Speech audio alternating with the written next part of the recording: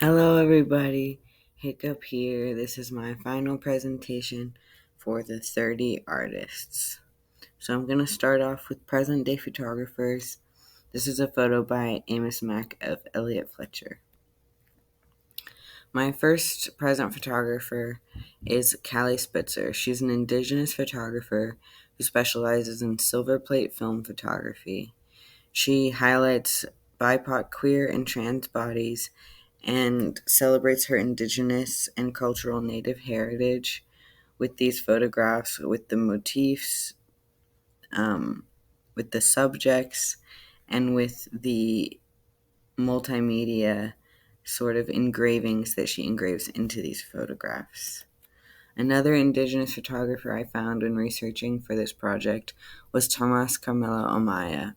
His work has a very contemporary feeling to it and highlights indigenous characters in his life that are traditional healers, storytellers, and innovators that he documents, which he describes his work as visual medicine.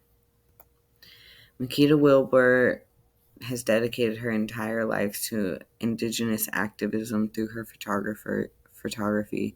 She's received countless grants and creates these beautiful, timeless, ephemeral images in the native landscape, on reservations, on tribal nation land, and she works to, quote, dispel some of the archaic, insidious, racist invisibility of Native Americans. I also researched trans and gender identity-based photographers, and when researching them, I found Lisa Rivera.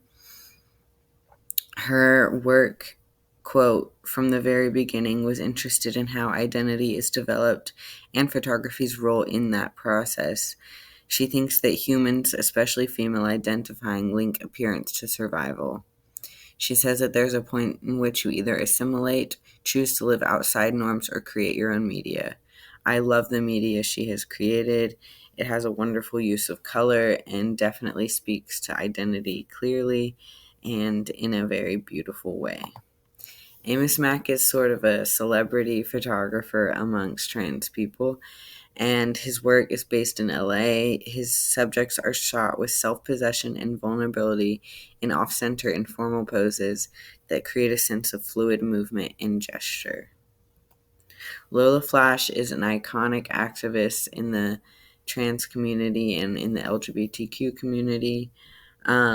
She began as an active member of the ACT UP political group, which created art about the AIDS crisis of the late 80s, early 90s in New York. She continues her work, and her work highlights social activism and social justice. One of her recent series, Surmise, shines light on misunderstandings and misrepresentation of perceived and gender sexuality and the pain that this can cause. Alex Orellana focuses on the psychology of being gender fluid and having a trans identity. Alex uses their family to take these photographs in a really interesting way. This series, Self as a Man, Self as a Woman, invokes state identification and police records shot with a flat effect and head-on, an approach reminiscent of mugshots and passport photos. Joanne Lobis Brown is a New York photographer whose work is social justice oriented. She's an advocate for people of color, especially gender nonconforming people of color. Her work on a project called New Alternatives is drawn from the youth advocacy program through which Brown volunteered and came to know her subjects, most of which were homeless or identified as at risk. Working in a church sanctuary, Brown asked her subjects to present to themselves as they wanted to be seen. Her work is really raw and real, and I really appreciate that. Next, I began researching more multimedia or mixed media because that's what a lot of my work centers on and a lot of what my signature style stems from. This photographer, Judith Golden, works closely with young people and their um,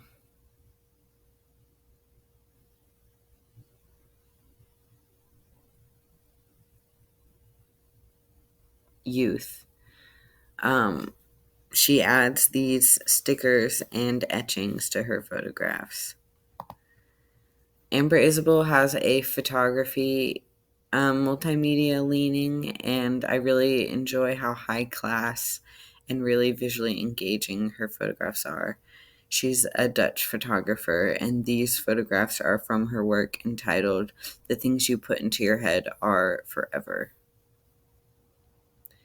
Maurizio Anzeri does this really interesting multimedia work with fibers and embroidery, where he embroiders vintage photographs. It's a really interesting play on fibers and collage. El Enitsui is another fibers mixed media artist.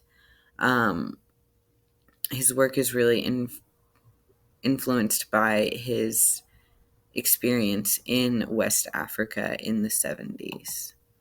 Francis Bloomfield does these really interesting diptychs made from found objects.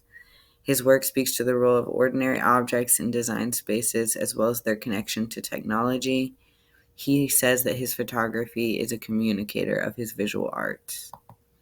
Michael Janis uses glass and does these really interesting multimedia collage works. I love the etchings and the typography, especially.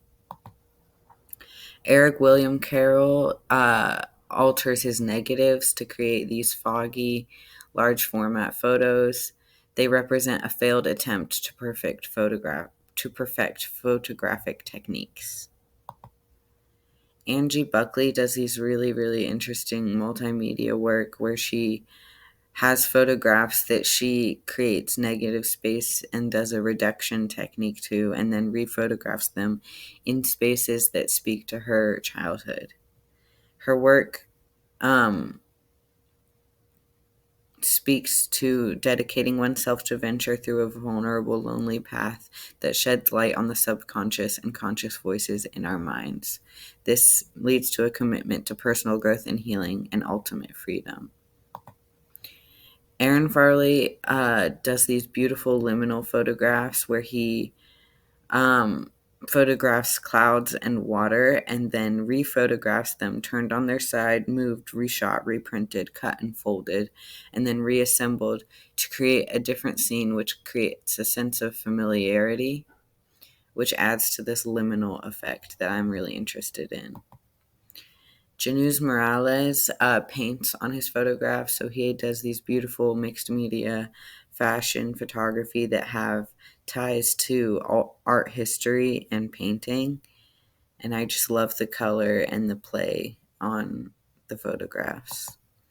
Lola Dupree is a Scotland artist who collages and cuts up her photographs. I think the way that her photos have this abstract look to them is really surreal and beautiful.